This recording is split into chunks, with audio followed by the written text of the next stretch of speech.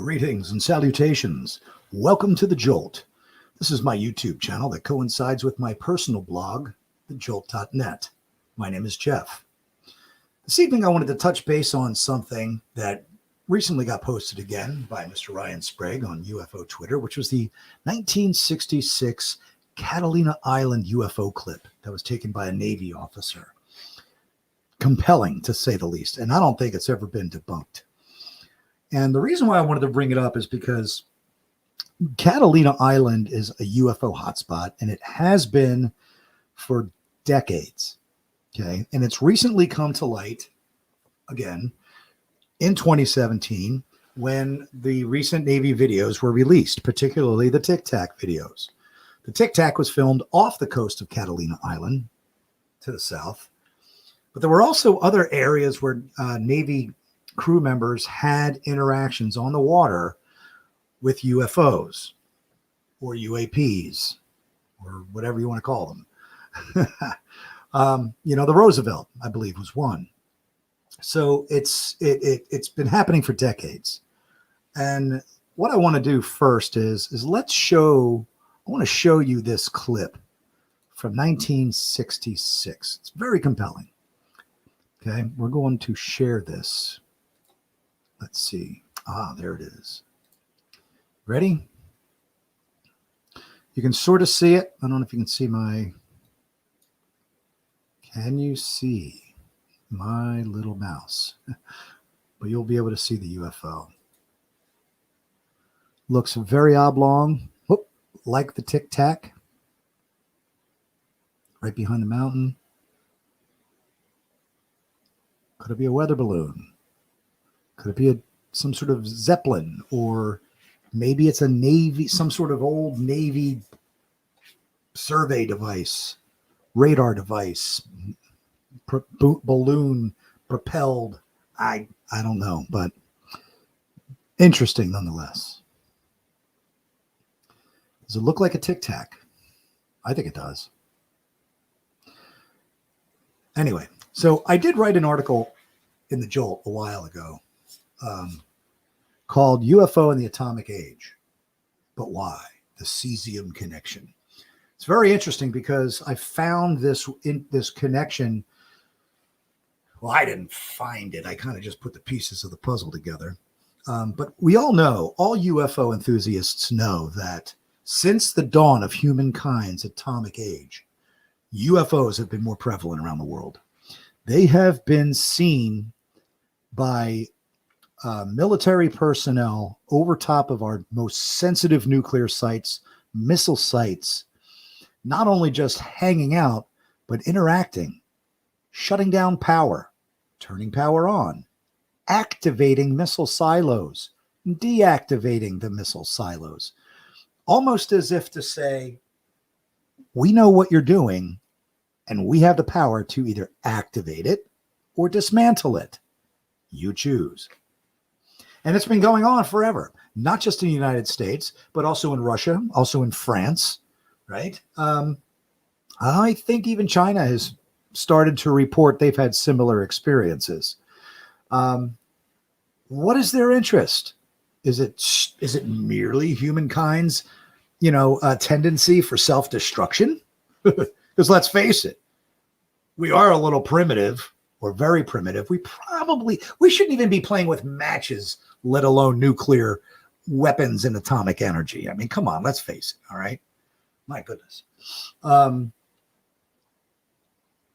but there's been so many cases of this. I mean, literally hundreds of testimonies from hundreds of credible witnesses about this over these decades.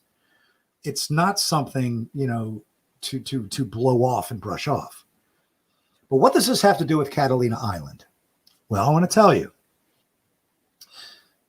There was an episode of Expedition X, season 3, episode 7, as a matter of fact, where Mr. Lou Elizondo, I'm going to stop sharing this for a second. Mr. Lou Elizondo was actually there with them, and they went on a dive. And you know why? I'm going to show you why. I'm going to be Let me share another screen in un momento, por favor. We're going to do this one. Trust me, I'll get it someday, folks. I promise. Oops. Anyway, so Lou Elizondo joined the team of Expedition X, and it was really a really great episode. I highly recommend it. And this is what I want to show you. So what they did first is they went up in a helicopter, and Lou had his iPad or iPad or laptop, I forget which, and he showed him this overhead of electromagnetic energy around the coast. And if you can see, that blue, dark blue area is just off that tip, that north, I would say north tip. If due north was the top of that picture, then it would be the northwest tip of Catalina Island. And you can see Catalina Island there off the mainland. And it was that they wanted to go investigate. And they did. They sailed out on a boat. They dove down. Initially, they didn't find anything. They had a underwater Geiger counter. They could not detect anything from the area they were swimming. They did find a shipwreck, but no odd readings from the shipwreck. They decided to head a little bit further north or to the northwest, and the water began to drop off into a very large, deep cavern. So deep that they couldn't get to it. They were already down for an hour, and they didn't have enough oxygen to go down very deep. But they went out over top of it. They went down a little bit, and Lou Elizondo pulled out a test tube and took a water sample and brought it back up to the surface. Very interesting readings, and we'll find out what those interesting readings are in a minute. Okay? Because before we do, actually, maybe I'll tell you now. What's interesting is, because you already kind of know what I'm going to talk about. What they found is that water sample consisted of unusually high concentrations of, and what they said on the show was a cesium isotope. Okay, well, here it goes my brain. Well, wait a minute. There's got to be more than one type of isotope. How many types of isotopes are there of cesium? And I did some research, and it was like 39, I think. Only 2 stable ones. One that is found naturally. That one particular stable one is cesium-133 that we use in things such as atomic clocks. Anything that we need to accurately measure the second or millisecond, we use this cesium isotope 133. It's become vital in guidance systems. It's become vital in GPS systems. So not just atomic clocks. Okay. The other stable isotope is cesium-137. The only way we know of it on this planet is that it's man-made. How is it man-made? It's a byproduct of nuclear fission. Guess what that means? Our nuclear processes, fission, okay, combining and crushing atoms together, mostly plutonium, it actually creates this cesium isotope 137. Now, I'm not a chemist, or a chemical engineer, so, I don't know all of the ins and outs and that stuff. But, so those two, what we know is those are the 2 stable cesium isotopes. So my friend Vinny over at Disclosure Team, I'm sure many of you know Vinny at Disclosure Team. If you don't, you need to be following Vinny at Disclosure Team. Follow at Disclosure Team on Instagram. He is probably one of the most proficient UFO, UAP bloggers, podcasters, interviewers that are out there. He is nailing it. Coming up with old stories, new stories, getting to the real deep truth and nuts and bolts. He filters out all the crap that we really don't need to hear, and the false stuff, and he's doing a fantastic job. Anyway, make a long story short, he happened to interview Lou Elizondo, and he put out an offer to his followers, to ask him a question. And Vinny and I have known each other for a while because I've been a follower of his since he had, like, I don't know, 800 or 1,000 followers, maybe more, but not much, And so I coined a question for him pertaining to this that he could ask Lou Elizondo, and he did.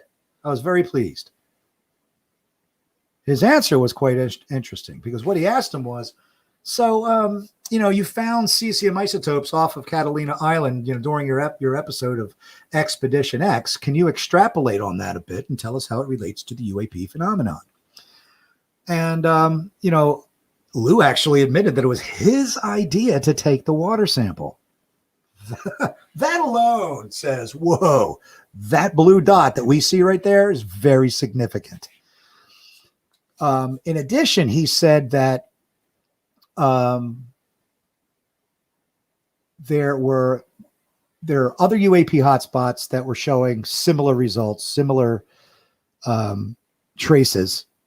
And he goes, and he said one of those, I have to be careful what I say here, but he said that allegedly maybe there's exotic material that might have shown very high concentrations of cesium and some of its very interesting isotopes. Good job, Vinny at Disclosure Team, for having that interview. Yeah, we'll call it a team effort. But how about that? Now obviously Mr. Elizondo couldn't extrapolate any further because of his NDA, and we don't want him to ever have to break that. I think mostly all of us have enough respect for the man that no way. We want him to remain protected and protect himself. But that alone was very, very interesting. Wow. So if you go to thejolt.net, that's my personal blog. There's an article in there called, UFOs in the Atomic Age, the cesium connection. Read it. In there's a link for Vinny's interview, so you can find it very easily, or you can go to this Disclosure Team's YouTube channel. And I mean, he's got all sorts of interviews with fantastic people. I mean, it'll blow your mind. But this was one of the best Lou Elizondo interviews I think I've heard personally. And I'm not saying that because I know Vinny and like Vinny. I'm saying that because I mean it.